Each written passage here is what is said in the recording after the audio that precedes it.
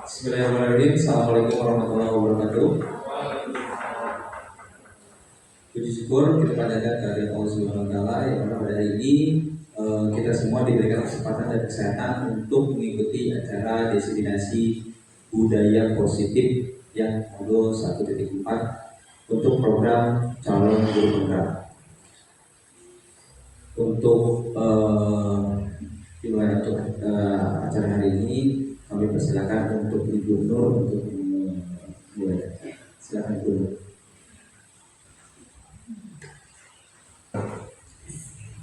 Bismillahirrahmanirrahim. Assalamualaikum warahmatullahi wabarakatuh. Sebelumnya Bapak Ibu terima kasih sudah berkenan hadir meluangkan waktunya di tengah-tengah sibuknya menginput nilai. Tapi berharap tidak membawa-bawa pikiran nilai ke ruangan ini. Sama seperti 15 kelas guys. Kita berniat atau kita niatkan hari ini mendapatkan ilmu yang baru. Sama saya juga dapat ilmu yang baru dari program pendidikan bergerak, dan hari ini ditugaskan untuk mendiseminasikan atau membagikan kembali pengetahuan yang saya dapat dan Pak Arif dapat. Kebetulan ini adalah modul 1.4 dalam program pendidikan guru penggerak tentang budaya positif. Boleh nggak kita senang dulu? Boleh. Tapi kita ya minimal ketawa dulu lah gitu ya sebelum menerima materi. Ya silakan.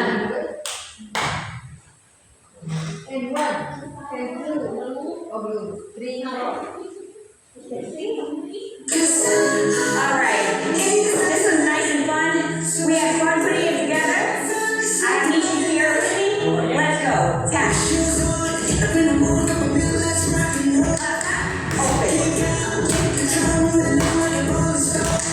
Good. Alright, we're going to keep the hands the same. We're going to change the feet. Take it out. Force.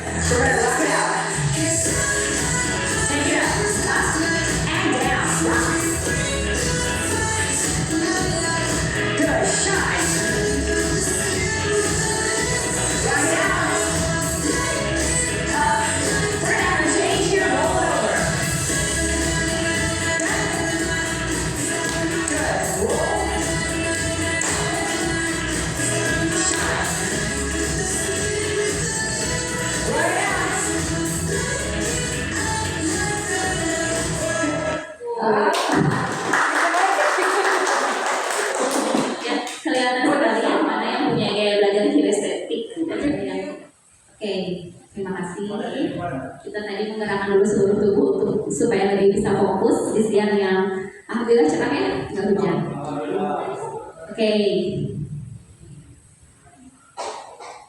Tujuan dari diskusi kita hari ini adalah kita dapat memahami apa sih yang disebut budaya positif tersebut, apa konsep-konsep inti yang ada dalam budaya positif, dan bagaimana kita bisa mengimplementasikannya dalam pembelajaran di sekolah, khususnya di kelas. Begini Bapak Ibu. Oke, sebelumnya saya jelaskan dulu. Kita hari ini akan mempelajari tentang disiplin positif dan nilai-nilai kebajikan universal, kemudian hukuman, konsekuensi dan penghargaan, Kemudian apa saja kebutuhan dasar manusia, kemudian bagaimana sih merumuskan keyakinan kelas, kemudian 5 posisi kontrol, dan terakhir segitiga restitusi.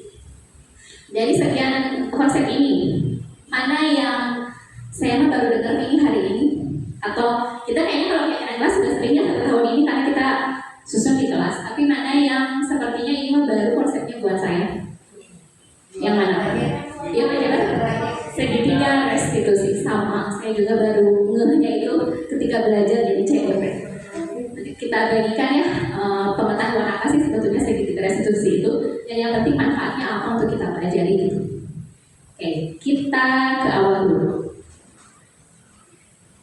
Bapak Ibu,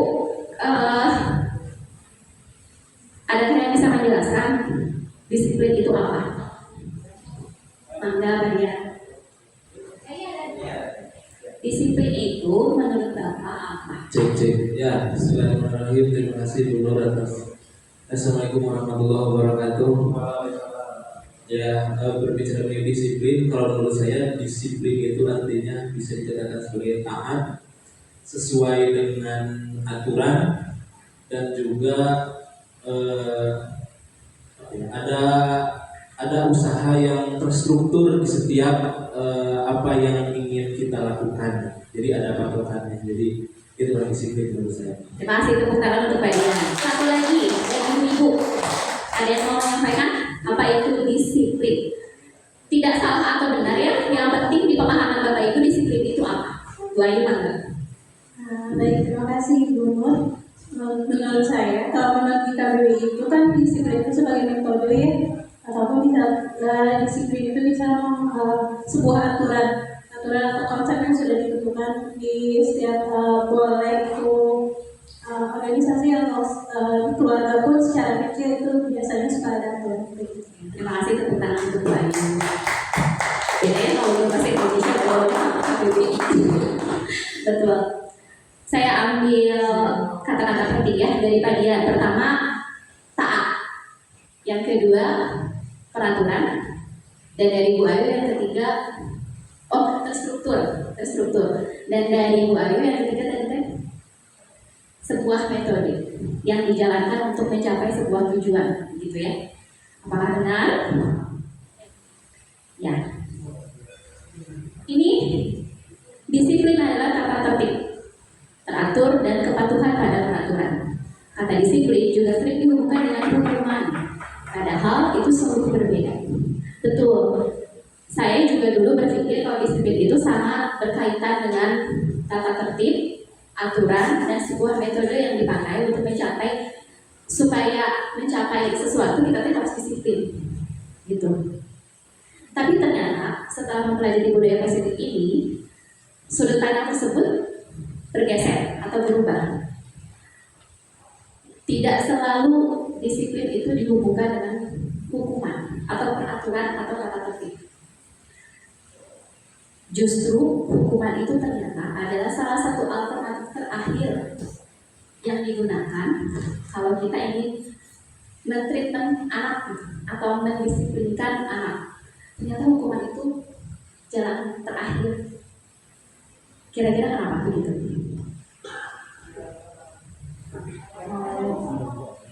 Karena cara itu astagfirullahaladzim.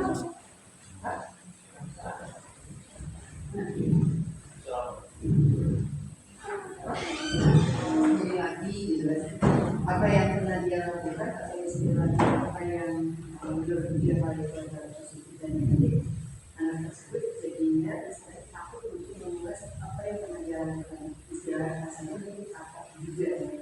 Dan dia mungkin bisa juga dengan mengetahui apa itu disiplin, dia akan lebih jauh lebih baik lagi dari yang sebelumnya. Terima kasih Bu Ratna. Berarti Bu Ratna berharap dengan menerapkan tata tertib atau kedisiplinan tersebut dia kapok. Kita berharap anak kapok. Kenyataannya, apakah banyak anak-anak kapok ketika dihukum?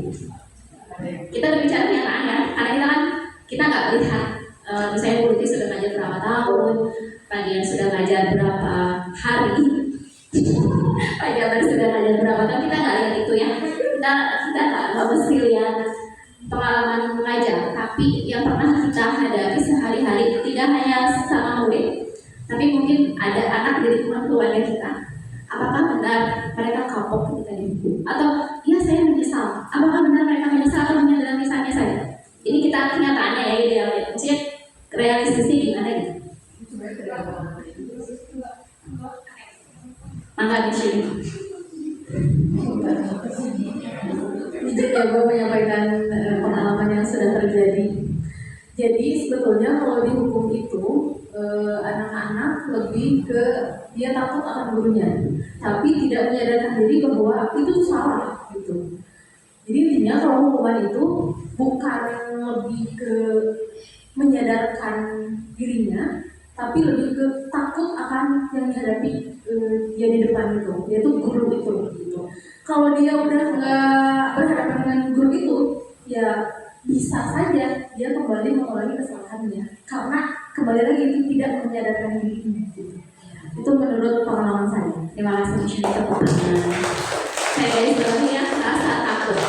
Hukuman itu erat sekali kaitannya dengan rasa takut. Ketika dia dihukum, sebetulnya dia yang penting mah ibu tidak marah lagi pada saya. Hukuman selesai, dia sadar atau tidak, kita nggak tahu gitu. Ya, betul begitu. Dan memang yang dihadapi saya selama ini kebanyakannya begitu. Nah, konsep barunya apa? Sekarang kita ke istilah disiplin positif. Nah, ini yang akan kita pelajari hari ini.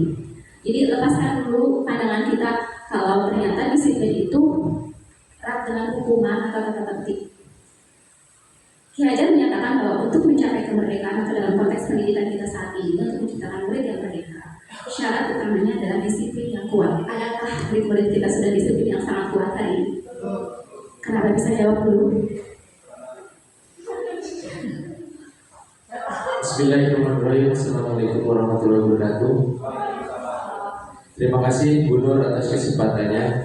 Kenapa peserta didik kita belum merasakan kedisiplinan di dalam dirinya? Mungkin tidak ada kontrol di dalam dirinya, terutama menurut Ki Hajar Dewantara itu harus memiliki disiplin di dalam diri, terus memiliki motivasi internal atau motivasi intrinsik, terus ada motivasi ekstrinsik.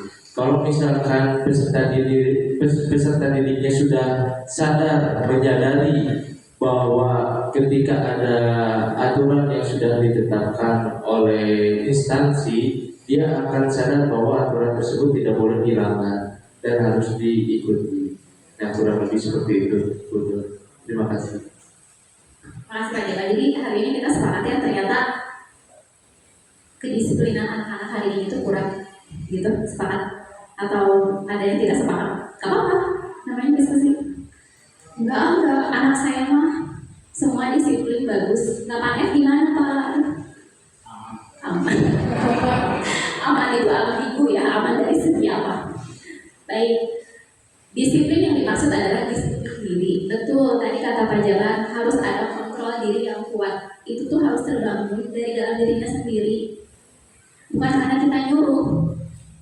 Tapi kan itu sulit, itu membangun kemampuan, motivasi, kesadaran, begitu. Dulu kita sekolah karena apa sih? Kenapa kita sekolah? Karena diwajibkan. Kalau tidak diwajibkan, sekolah tidak. Kita sekolah hanya karena butuh ijazah. Ya, disiplin diri yang memiliki motivasi internal. Kata kuncinya kalau di garis bawahi, motivasi internal, intrinsik. Jadi harus datang dari dalam diri sendiri. Hukuman, konsep hukuman datang tidak dari diri sendiri. Kenapa? Karena ada kontrol diri dari orang lain. Yang menghukum itu merasa memiliki posisi atau mengontrol orang tersebut. Artinya gini, kita guru, di depan kita murid, kita merasakan posisi kita lebih kuat. Ya, betul tidak? Betul. Jadi kita merasa berhak menghukum dia. Karena kita posisinya lebih kuat kontrolnya. Ya. Karena berasal dari luar, bukan dari dalam diri sendiri. Jadi intinya adalah disiplin itu kontrol diri. Harus ada kendalian diri dari diri sendiri. Yang ingin kita bangun hari ini, Bagaimana cara memunculkan motivasi diri tersebut? Nah, kedisiplinan itu berdasarkan atau disusun dari nilai-nilai kebajikan universal. Peraturan yang kita buat di sekolah, ya misalnya kata tertib gitu ya. Apa dasarnya? Untuk mencapai apa? Visi. Makanya ini nyambung dengan materi kemarin. Kita berharap siswa kita akhlaknya mulia, peduli, inovatif, kreatif. Apik itulah yang disebut nilai-nilai kebajikan universal. Belajar untuk mengontrol diri agar dapat mencapai satu tujuan. Tujuan ini yang disebut nilai kebajikan. Tujuan mulia di sini mengacu pada nilai-nilai atau prinsip mulia yang dianut seseorang. Kita namakan nilai tersebut sebagai nilai kebajikan universal atau diakui atau kita sepakati bersama tanpa memandang agama, suku, ras dan segala macam. Kasus ini aja Israel dan Palestina. Sepakat nggak itu salah? Tanpa memandang kamu Islam, kamu Sunda, sepakat nggak itu salah? Kenapa? Karena apa yang dilanggar di sana? Hak asasi manusia yang semua juga punya kok hak. Nggak kenal kamu Israel, nggak kenal kamu Palestina. Kalau lihat dari yang berjejer-jejer itu mati semua ya, kan kita nggak harus sedih kan? Masih gila itu atau apa? Kayaknya untuk menggambarkan itu dengan kata sedih masih belum cukup, maksudnya gitu. Nah, nilai kebajikan yang disepakati bersama lepas dari suku bangsa. Oke, apakah nilai kebajikan yang sekolah kita atau secara umum pendidikan di Indonesia menganutnya kemana? Yang saat ini sedang gembor-gembor nih, kurikulum merdeka itu salah satu ciri khasnya adalah profil belajar Pancasila. Kalau diamati, visi kita juga kesini kok. Ininya berkiblatnya peduli, inovatif, kreatif. Apa saja profil belajar Pancasila? Mau nyanyi Pancasila? Ya, silahkan belajar Pancasila, beriman dan bertakwa pada Tuhan yang esa dan berakhlak mulia, berkeyakinan bertolak mandiri, kreatif dan berkritis. Jadi sekian yang itu asal. Kenapa yang diambil hanya 6? Kan ada jujur, ada tanggung jawab, ada berempati, ada disiplin. Kenapa yang diambil hanya 6? Ya karena kita menganut konsep global. Walaupun nanti di sub elemennya ada lagi turunannya. Inilah yang sedang kita input hari ini. Profil pelajar Pancasila. Ya, nanti kalau misalnya, iya jadi ini nilai-nilai kebajikan universal yang kita anut yang nanti akan diturunkan menjadi tata tertib atau keyakinan kelas di sekolah. Disiplin positif nilai kebajikan universal. Sebagai pendidik, tujuan kita adalah menciptakan anak-anak yang memiliki disiplin diri sehingga mereka bisa berperilaku dengan mengacu pada nilai-nilai kebajikan universal dan memiliki motivasi intrinsik bukan ekstrinsik. Sepakat kita menciptakan anak-anak. Ya, mungkin di sini bukan lebih menciptakan ya, mengembangkan karakter anak-anak. Karena kan kalau kata kerja dewasa kita mah nggak bisa mengubah anak-anak gitu. Yang ada kita menuntut mereka sesuai apa yang mereka ingini atau kodrat mereka sendiri gitu. Ya, jadi itu sebabnya kenapa yang ditekankan hari ini adalah penilaian pada karakter. Bukan berarti menyepelekan atau menomor duakan akademik ya, tapi dua-duanya yang harus seimbang.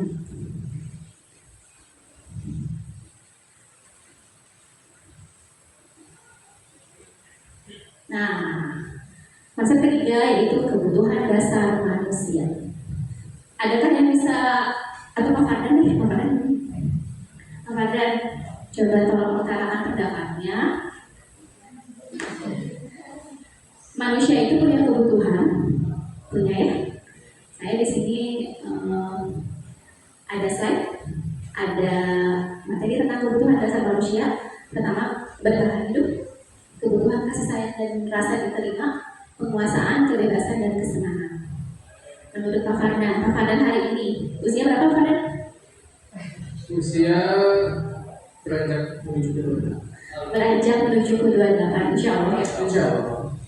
Dari 28 tahun Pak Fardan hidup, sudah terpenuhi belum semua kebutuhan dasar ini? Kira-kira menurut Pak Fardan sudah terpenuhi belum? Bertahan hidup, disayangi, hampir semua. Yakin? Masih ada yang belum? Masih ada di sebelah mana? Di sebelah mana? Poin sebelah mana yang merasa Pak Fardan, aku mah kayaknya ini belum full dan terpenuhinya gitu. Sebelah mana?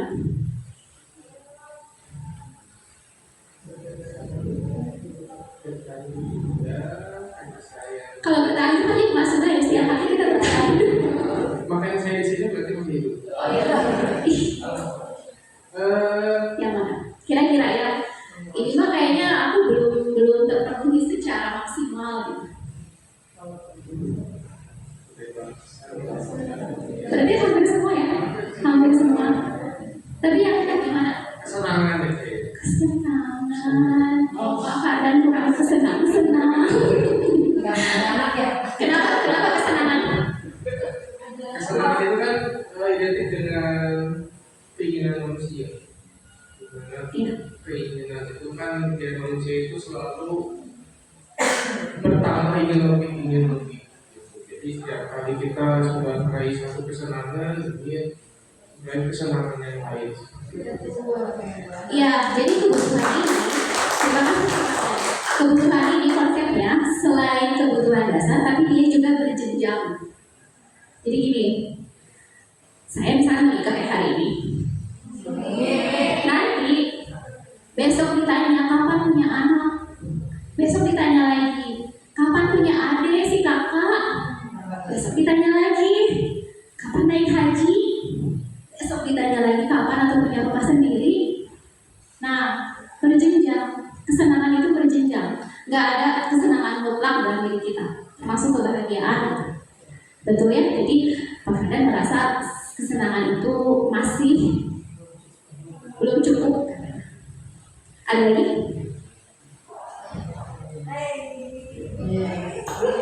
Bismillahirrahmanirrahim. Assalamualaikum warahmatullahi wabarakatuh. Saya teringat dari teori Abraham Maslow, yaitu hierarchy of needs. Jadi kebutuhan dasar manusia. Kalau misalkan barusan ada pertanyaan, apakah kebutuhan dasar saya terpenuhi? Saya akan jawab dengan penuh percaya diri, alhamdulillah sudah terpenuhi. Saya bahas dulu yang pertama, yaitu fisiologis menurut hemat saya. Yang pertama itu fisiologis dan kebutuhan yang paling mendasar. Saya bisa bernapas, itu kebutuhan paling mendasar. Saya alhamdulillah sudah terpenuhi dari makan dan minum. Kebutuhan paling mendasar sebagai manusia, makan dan minum. Setelah itu ketika fisiologis, kebutuhan paling dasar yang ada di bawah kan makan dan minum, oksigen. Terus ke tahap berikutnya, yaitu rasa aman.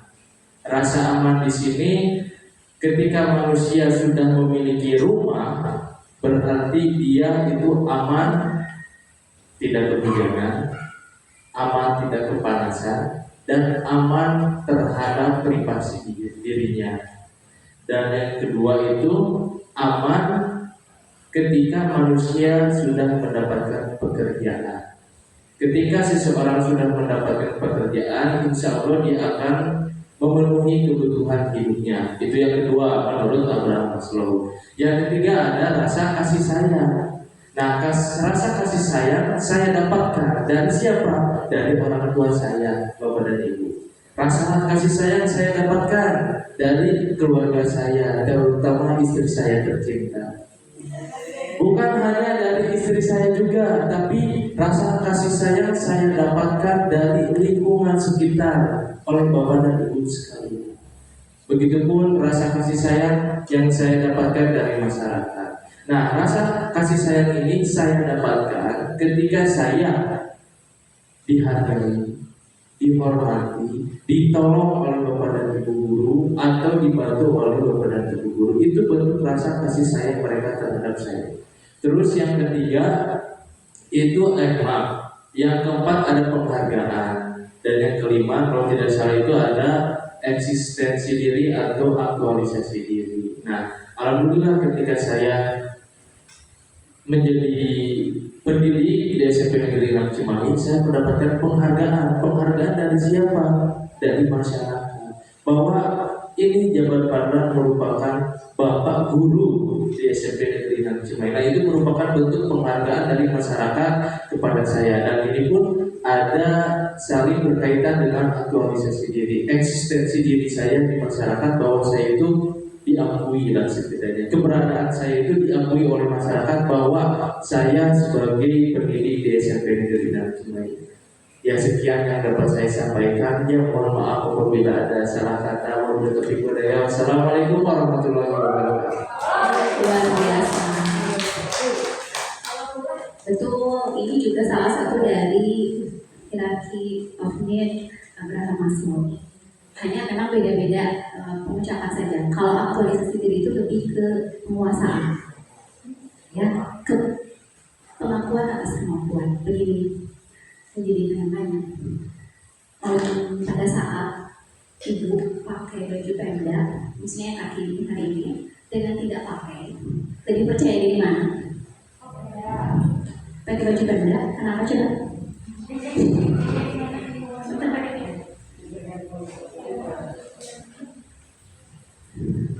Karena mungkin akan lebih dilihat oleh orang-orang, akan lebih dihargai. Beda dengan kita tidak menggunakan baju kaki gitu. Ini kerjanya apa misalnya gitu.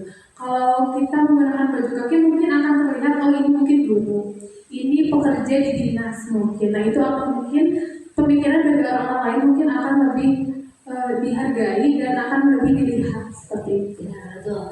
Terima kasih Bu Lutfi. Pada saat kita merasa diterima dan dihargai, itu kebutuhan kita akan pemasaran sudah terpenuhi sebetulnya.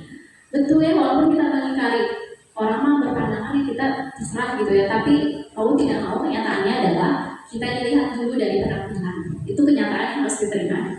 Saya juga masih honor gitu ya. Cuma ketika pada saat dari honor naik jenjang ke P3K, bertambah tidak rasa percaya diri? Bertambah tidak? Bertambah. Jadi merasa kita nah itu satu bagian dari aktualisasi diri, bertambah. Dan itu tuh wajib kita mengembangkan diri, entah pada jenjang karir, entah pada pembelajaran. Hari ini Ibu sedang mengembangkan diri di kelas ini, menambah ilmu yang akan nanti dipraktikkan insya Allah gitu. Jadi kita tuh setiap hari harus berupaya memenuhi semua kebutuhan ini. Kira-kira kalau ada salah satu yang tidak terpenuhi saja, apa dampaknya? Kasih sayang misal, kita tidak menerima kasih sayang, apa sih dampaknya? Pak Arif?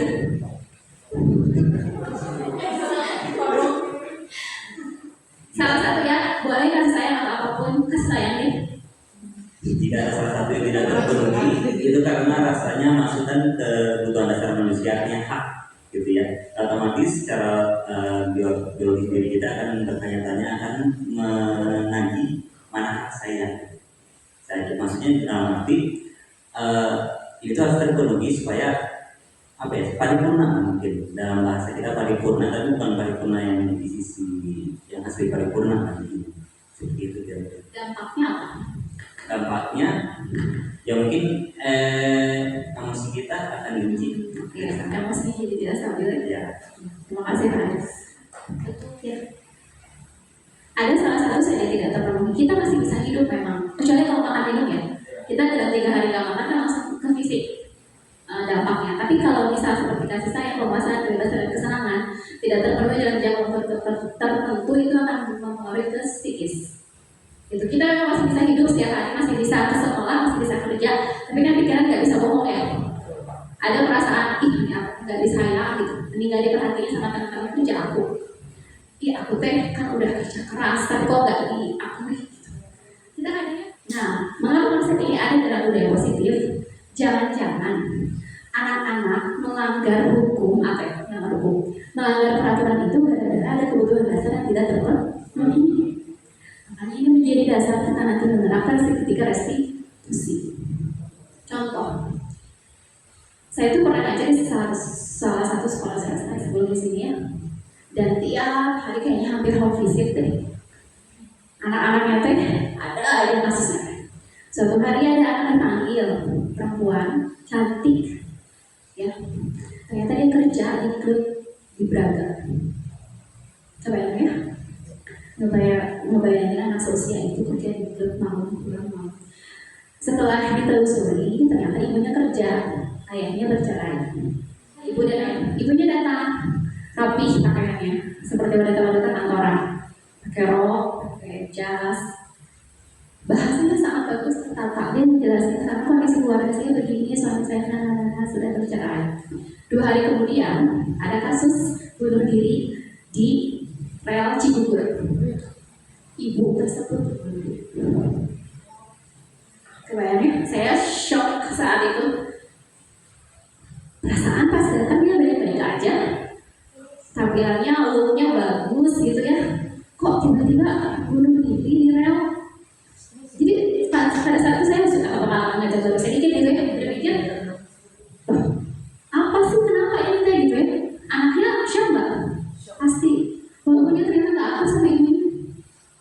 Makanya dia lari ke hal-hal seperti itu gitu. Dan anaknya hari ini putus sekolah dan dia melanjutkan pekerjaan. Kira-kira dari kasus tersebut kebutuhan mana yang tidak terpenuhi anak tersebut? Kasih sayang, salah satunya dan yang terpenting kasih sayang yang harusnya dia terima dari ayah dan ibu. Jadinya, gimana ya, itu mah sesuatu di luar dari kita ya. Bagaimana bisa kita, ibu atau ibu jangan kena ibu, pasti kita gitu ya, dan itu mah bukan urusan kita gitu. Yang urusan kita adalah anak di depan, anak kita wali kasih gitu. Jadi salah satunya yang bisa kita lakukan adalah menyelamatkan dulu aja yang di depan gitu. Iya, walaupun memang sulitnya adalah kita harus intens terus. Gak bisa hari ini kita ngomong besok lepas, nanti dia lupa lagi gitu. Itu salah satu tugas wali kelas yang menurut saya berat wali kelas. Apalagi yang umurnya 40, tidak sebenarnya. Itu tuh menurut aku berat banget wali kelas. Waktu itu ingin konsisten membuat jurnal gitu tiap hari, tiap anak. Tapi ya susah untuk bisa intens mendampingi mereka gitu. Mending kasusnya 1 per kelas. Ini kalau kasusnya banyak gimana? Belum yang ekonominya di bawah gitu.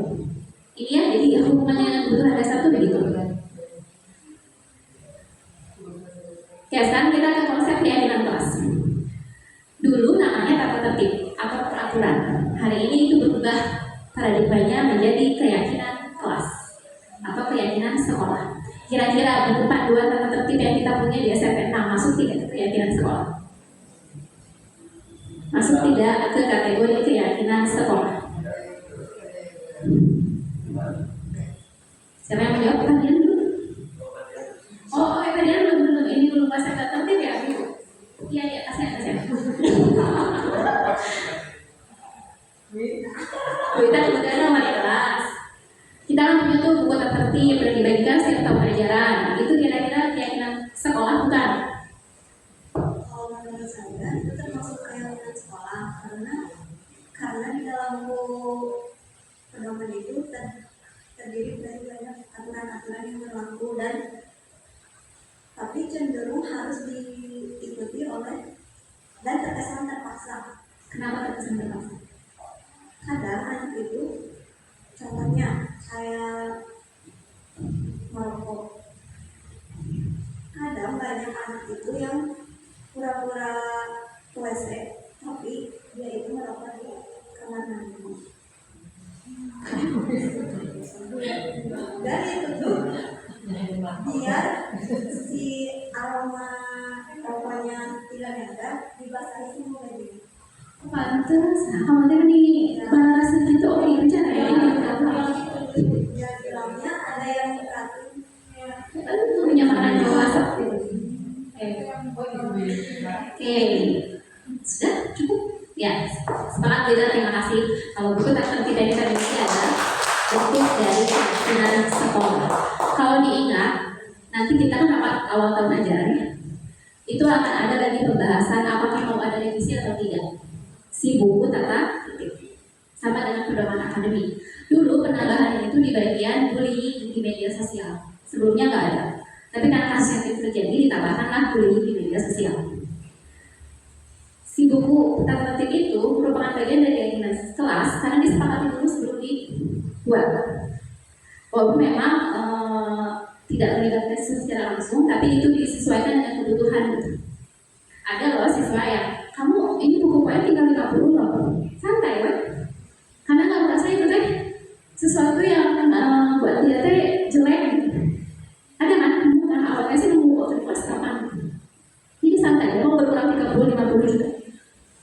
Seseorang akan lebih tergerak dan bersemangat untuk menjalankan keyakinan daripada hanya sekedar mengikuti serangkaian peraturan tertulis tanpa makna. Tadi, Bu Ika mencontohkan masalah rokok, karena udah jelas-jelas di buku tata tertib kalau merokok dikurangi sekian. Artinya apa? Kenapa dia tetap melakukan itu? Nilai kebajikan apa yang dia langgar dari merokok? Kita berbicaranya konsep ideal ya, jangan sekarang mah orang dewasa pada merokok. Gimana kita? Itu mah di luar ini. Ini mah kita berbicara konsep ideal. Kenapa? Nilai kebajikan apa yang dilanggar dari siswa ketika dia merokok?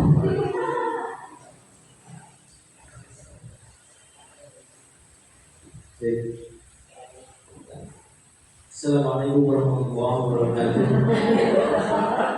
Waalaikumsalam warahmatullahi wabarakatuh. Kalau melihat dari kasus ya peserta yang merokok, konsep kebajikan apa yang dilanggar, saya rasa itu kembali lagi ke tadi ke kontrol dirinya gitu ya. Karena sepengalaman saya gitu ya, rokok itu kan ada sifat candunya gitu ya. Nah ini juga berkaitan dengan bagaimana seorang peserta itu mampu mengontrol dua hal gitu. Pertama, mengontrol dari rasa kecanduannya, lalu yang kedua mengontrol dari dampak yang akan dia dapatkan gitu. Kalau tadi Guru berbicara mengenai pengurangan poin, nah itu berarti dari peserta ini sendiri itu tidak ada kesadaran, tidak ada sadar diri yang memang ini ya, karena peserta didik itu masih ada mindset bahwa guru yang akan mengejar peserta didik gitu. Makanya kenapa kalau peserta didik misal nilainya masih kurang atau tadi poinnya tinggal sedikit, dia santai karena menurut saya gitu ya, ada keyakinan bahwa dia itu disayang oleh gurunya gimana pun kondisi dia gitu ya.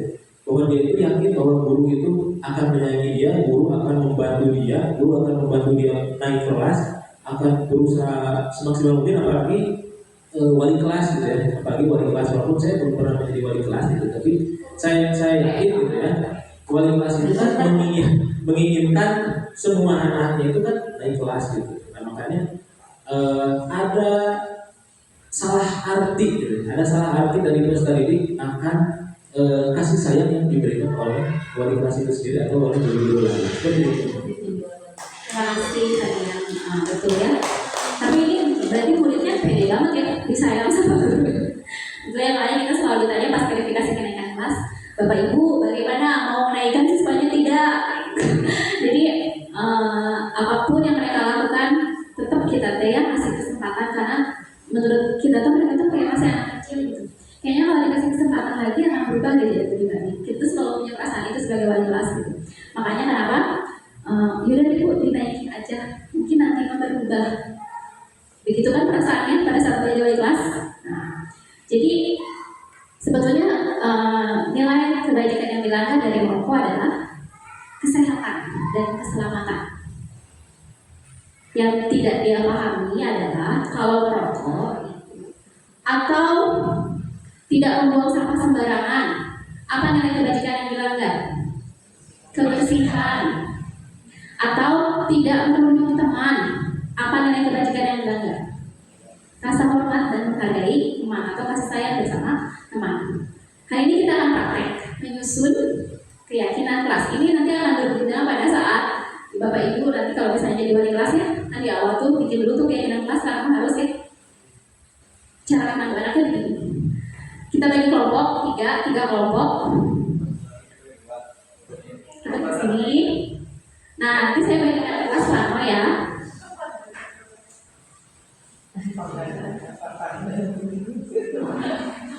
Yang dilakukan adalah kita mencoba merumuskan dari peraturan ke keyakinan kelas. Ini contoh ya, saya contohin dulu.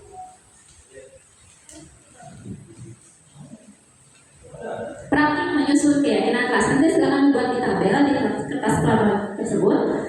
Begini, boleh maksimal 10, minimal 5. Peraturan, jangan terlambat datang ke sekolah. Kita ubah jadi kalimat positif. Datang tepat waktu ke sekolah. Dan kita nanya kalau ada kata jangan, kalau sekolah penasaran, jangan nengok. Jadi kita ubah kalimatnya ke lebih redaksi yang positif. Nilai kebajikannya apa? Disiplin.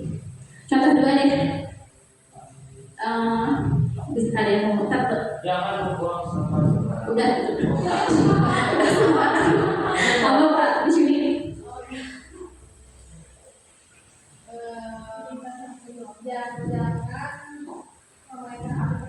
Jangan memainkan HP pada saat pembelajaran. Kira-kira kalimat positifnya apa? Simpanlah handphone pada tempatnya atau gunakanlah HP dengan bijak. Lebih enak mana kedengeran? Daripada kamu tuh jangan pakai HP. Udah, kalau lagi belajar, suruh nggak pakai HP, gitu ya. Kira-kira nilai kebajikan apa yang dilanggar?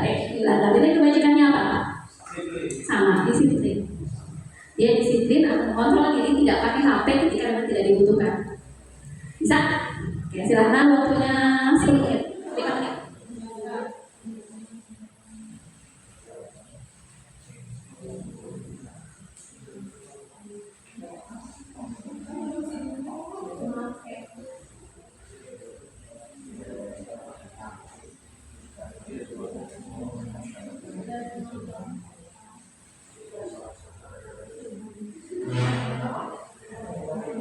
Untuk supaya punya gambaran, kita melihatnya itu produk dari Pancasila apa sih? Saya dari tanggung jawab,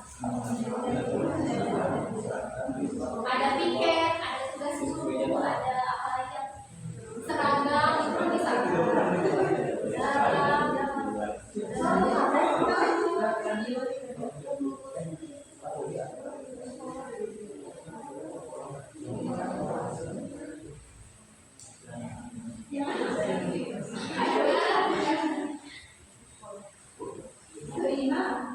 Mawar, harum, mawar. Ini ibu kelompoknya apa? Flamboyan.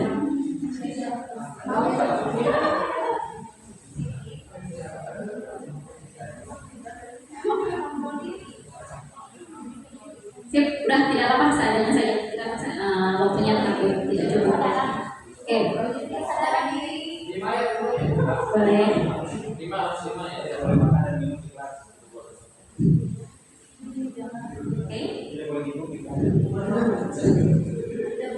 Beda ya kalau senior pengalamannya banyak, jadi yang di otak itu banyak.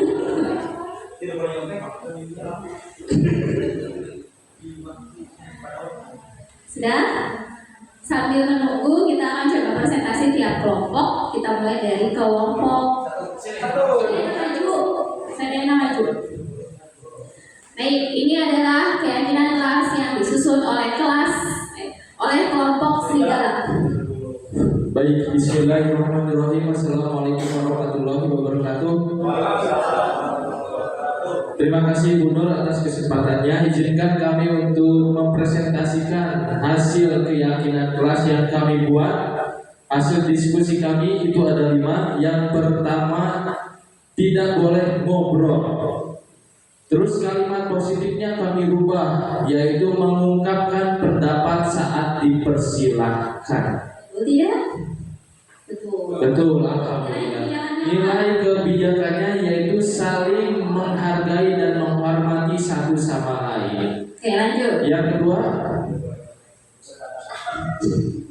Ya, poin yang kedua adalah Assalamualaikum warahmatullahi wabarakatuh.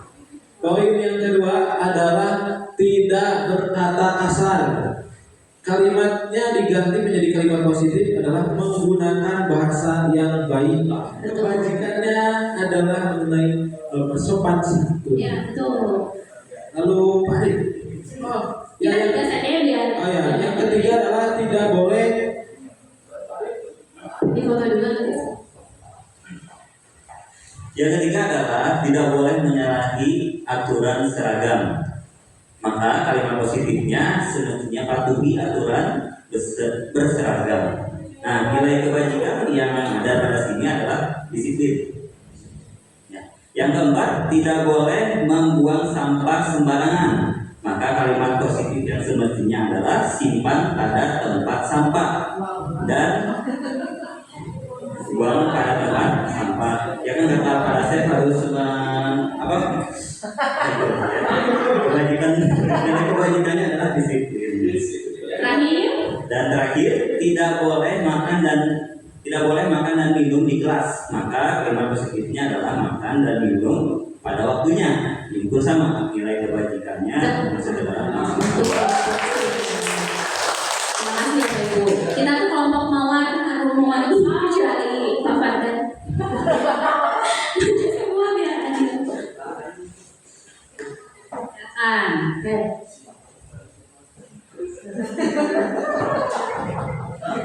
Bismillahirrahmanirrahim. Assalamualaikum warahmatullahi wabarakatuh. Kalau sekiranya sama yang tadi dilewat aja ya. Iya, biasanya sini dari Boleh. Ya. Assalamualaikum warahmatullahi wabarakatuh. Waalaikumsalam warahmatullahi wabarakatuh.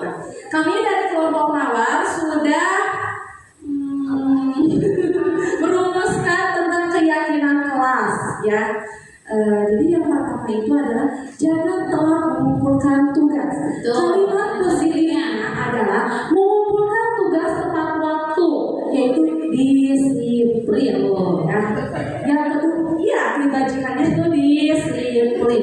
Lalu yang kedua ada jangan mengobrol ketika guru atau teman menjelaskan atau sedang presentasi. Kalimat positifnya adalah memperhatikan guru dan teman yang sedang mempresentasi atau menjelaskan. Itu adalah saling menghargai. Ya, silakan menghargai. satu bagian semua. Peraturan ketiga. Assalamualaikum warahmatullahi wabarakatuh. Ya, terima kasih. Peraturan yang ketiga itu adalah tidak merusak fasilitas sekolah. Tuh, kalimat positif. Kalimat positifnya yaitu menjadi menghargai. Baik, sekian dari kelompok mawar ini. Assalamualaikum warahmatullahi Oke, wabarakatuh. terima kasih. Kelompok flamboyan, silakan. Kalau misalnya ada yang sama dilewatkan, bacakan hanya yang beda saja.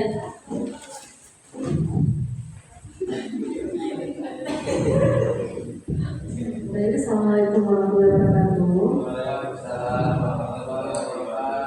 Kami dari grup flamboyan akan mempresentasikan sudah dirumuskan praktik menyusun keyakinan kelas. Ada 3 rumusan yang sudah kami susun. Yang pertama yaitu tidak bermake up. Kalimat positifnya dirubah menjadi kalimat positif yaitu berpenampilan sopan dan tidak berlebihan. Nilai kebajikan yang diambilnya yaitu disiplin. Terima kasih. Terus, Untuk yang Assalamualaikum warahmatullahi wabarakatuh. Untuk yang fasilitas sudah tadi 2 akan sudah disampaikan. Yang terakhir tidak membuli teman. Ini untuk kalimat positifnya saling menghargai antar teman. Untuk nilai kebajikannya itu kesadaran diri. terima kasih. Baik, Bapak Ibu, terima kasih sudah mempresentasikan hasil kerja kelompoknya Serigala Flamboyan Hujan Mawar. Oke,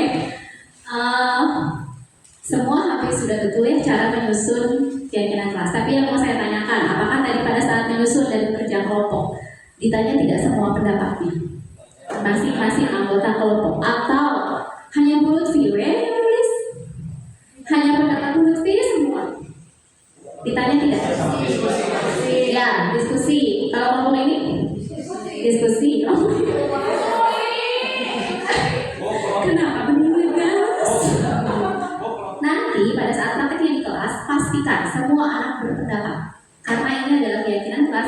disepakati bersama, bukan hanya kepentingan sekelompok orang, apalagi kalau udah geng-gengan, dan tidak hanya kepentingan 1-2 orang anak. Ini adalah keyakinan yang harus disepakati bersama. Yang ke pada saat nanti merumuskan keyakinan di kelas, ada petugas yang mencatat. Pastikan ada notulensi. Kalau kita kan repot ya kalau sambil nulis sambil ini. Jadi pastikan ada yang mencatat semua pendapat dari teman-teman. Biasanya kalau mereka sudah mengumpulkan pendapat itu lebih umum, jadi nanti lebih banyak. Padahal intinya mah sama. Gitu. Terus susun kalimat keyakinan kelas dengan kalimat positif. Kira-kira tujuannya apa? Kenapa harus diubah ke kalimat positif?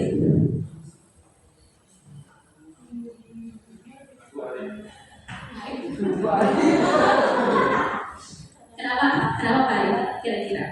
Kenapa yang tadi awal mulanya kalimat kata jangan diubah menjadi kalimat positif yang sah? Artinya kalimat negatif tersebut dihilangkan karena jika kata-kata yang sering muncul kita dengar dan yang kita ucapkan itu adalah kalimat-kalimat negatif, maka secara tidak langsung meskipun niatan kita baik untuk menghindarkan dari kata negatif tersebut, tetap saja negatif jangan terus menerus diulang, artinya itu akan menjadi negatif untuk kita meskipun tujuannya tadi positif. Maka dari itu dialihkan ke bentuk positif agar positif lakukan, kerjakan, mainkan dan lain sebagainya. Artinya dia secara tidak langsung tidak mengenal kata-kata negatif di dalam dirinya. Seperti itu. Supaya anak ada pengulangannya yang positif gitu ya. Kalau orang dewasa ngerti, kalau misalnya kita ada kemana terus ada simbol silang gitu, kita ngerti itu jangan gitu. Tapi kalau anak-anak usia dasar, biasanya dia proses dulu dengan pikirannya gitu. Kalau ya emang kenapa gitu kalau aku melanggar ini, makanya harus ada nilai kebajikan yang disepakati. Kalau kamu tidak mengerjakan piket, kamu tidak menghargai teman atau teman kamu aja nanti yang capek nanti 2 orang aja. Berarti kamu tidak punya disiplin diri atau kontrol diri. Begitu. Jadi pertama satu harus disusun menjadi kalimat positif. Terus yakinkan lagi ke mereka semua, ke anak-anak ibu nanti semua di kelas. Kalau itu keyakinan yang kita sepakati bersama, buat apa? Ya untuk mencapai satu nilai kebajikan universal. Kalau sampah tidak dibuang pada tempatnya, gimana sih? Kalau sampah tidak dibuang pada tempatnya, kan kita melanggar kebersihan. Yang terjadi apa? Ya penumpukan sampah, kotor segala macam. Itu tuh dari kita, nggak sehat nanti di kelas. Nah, diyakinkan lagi seperti itu supaya muncul motivasi internal. Supaya mereka kalau aku melanggar, dampaknya ke aku juga gitu. Apa yang tadi sudah dipelajari itu apa saja, yang didapat hari itu panennya apa, terus manfaat untuk kita apa, dan ternyata saya itu perlu meningkatkan hal itu. Apa yang perlu diperbaiki dari diri saya ketika sudah mendapatkan materi hari ini. Tadi asal duduknya mendengar pemaparan dari Bu Desi pada saat ketika dia bilang kan kita nggak tahu ya, jangan-jangan dia hanya punya itu satu-satunya, punya itu satu-satunya gitu. Artinya sudah ada kepekaan dari diri kita sendiri untuk bisa memahami kondisi orang lain gitu. Jadi tidak menjudge, ya udah kamu salah tuh nggak ada alasan lain, kamu salah pokoknya. Nah itu kita guru itu penting untuk punya empati dan kepekaan untuk bisa melihat ini muridnya kenapa. Nah balik lagi ke kebutuhan dasar. Jangan-jangan memang kebutuhan dasar untuk membeli sepatu tidak terpenuhi seperti teman-teman yang lainnya. Dan satu lagi untuk di posisi menstabilkan identitas juga sepertinya penting untuk kita memperhatikan kondisi tempatnya.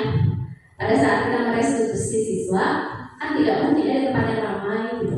Harus kondisional, walaupun sekolah ini kadang susah ya cari tempat yang kondisional untuk ngobrol sama muridnya. Waktu itu saya pernah, entah dulu ingat apa enggak, pada saat ada anak 7J yang nangis, perempuan itu siapa ya?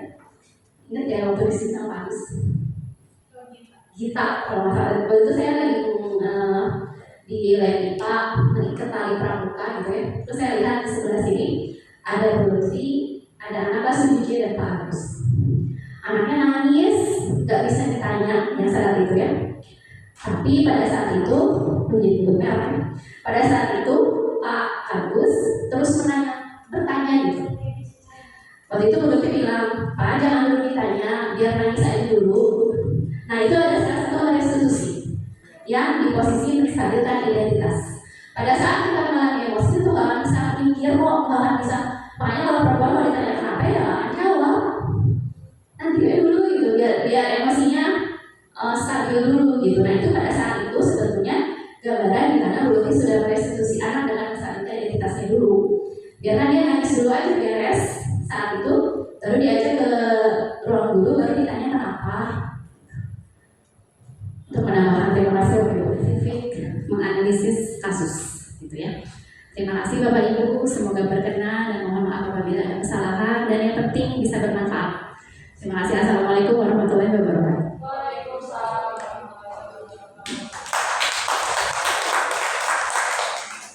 Alhamdulillah presentasi budaya positif dari Nur dari modul 1 telah selesai. Terima kasih Bapak dan Ibu.